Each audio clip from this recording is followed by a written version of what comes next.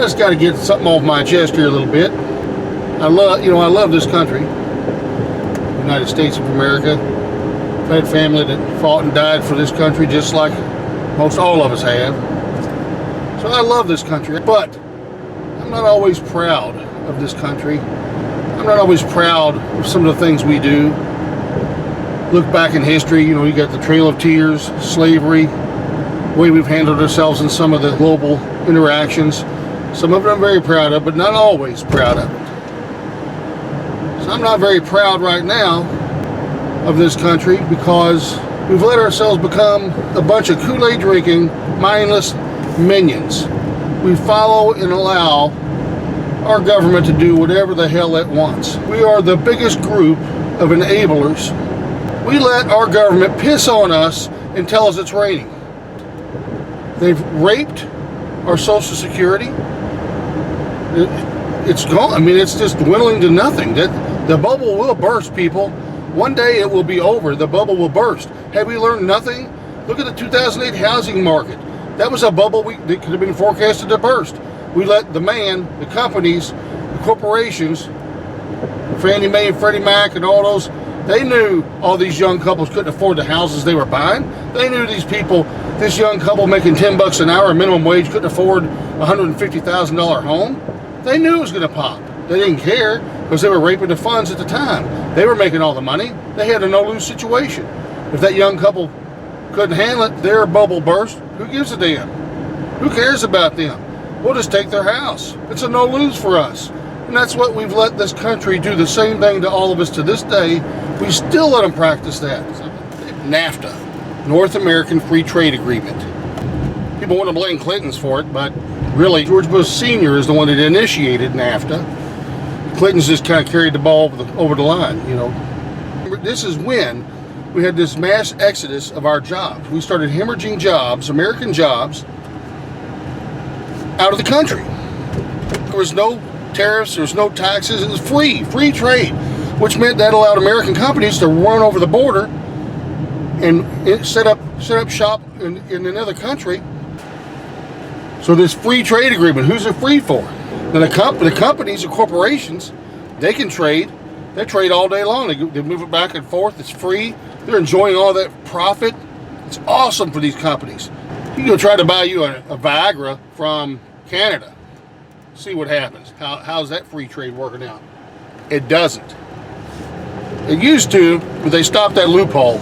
Because you used to be able to buy some prescriptions, some drugs, some medication, much more reasonable price from Canada. Canadians didn't care. They're still selling, making a profit.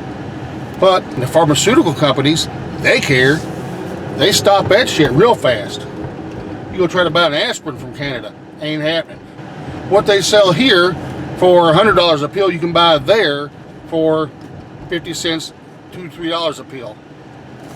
So NAFTA, North America Free Trade Agreement, not for American citizens. Yep, that's what we get. It's for the corporations, for the companies. Quit drinking the Kool-Aid, people. Wake up, quit drinking the damn Kool-Aid. Put the cup down and slowly step away from the Kool-Aid cup. Stop drinking the damn Kool-Aid. It used to be we get the United States of America, which means the states united. All states are united, whereas one, we get a federal government. There's going to come a time where the people's going to have to unite. We're going to have to come together as one and start making a bigger difference. We're going to have to start trying. We're going to have to start stopping this shit. So if everybody sends me $10 a person, we can make that happen. That's a huge step in making that happen. They vote themselves raises. They line their pockets. They set their world up and shit on ours. That's exactly what modern day politics has become. I got no time for none of them. We just resign ourselves to having to find and vote and support the one that we think is going to do the least damage. It don't matter how loyal you think you are to your party. You know that's the truth. Every one of us. Democrat, Republicans, the left, the right, don't matter. We're all drinking the Kool-Aid. We're all just mindless minions that just follow. And as long as they don't disrupt our little world, let our kids pay for it. Let their kids pay for it. We'll probably be dead anyway, so it doesn't matter. These politicians we got now, the two we got running, these two clowns, You know, sure, I love half of what Donald Trump had to say too. People are desperate. We're desperate as a country. We're desperate as a people for change, real change, not this bullshit change that they keep piping out there. Come on. You know, it's all the same. Either party is bullshit. We're tired of hearing it. I'm tired of hearing it. Roll your sleeves up and do something right and real. Until we can say no to money, until we can say no to the special interest groups that we keep selling ourselves out for, they've actually given, our country has actually given corporations the same rights of its citizens. Of its citizens, us. It's supposed to be we the people, for the people. The people, not the corporations, not the special interests. But that's where it all, that's who, they dictate everything. They dictate all of it. And we allow them to do it. You know, the dream was at one time a chicken in every pot and a car in every driveway. Man, that was the dream. Well, we've had that. We've surpassed that. So we're all a bunch of mindless minions that are enjoying the fruits of that labor, and we're content. But because we're a little content, because our homeless people are even fat, we're living life pretty well. Because of that, we've just kind of thrown our feet up and let them do whatever they want to everything else, and it's set up to fail. The bubble will burst. You can't continue to rob Peter and pay Paul and it all work out. Eventually, you have to pay the piper. And you ain't got shit in your pot to pay the piper. We'll all come to roost one day. But in the meantime, for now, these two clowns we got running, how in the hell how did we get here? All these millions and millions of people, these are the two we dwindled it down to. These are the two best. This is what we got. This is what we come to be. And I totally get it.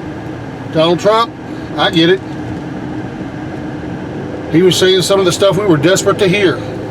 But he says, just like the rest of them, whatever the hell it takes to satisfy that moment. That's what he says. He's already recanting half of what he said. We all knew he kind of needed to a little bit.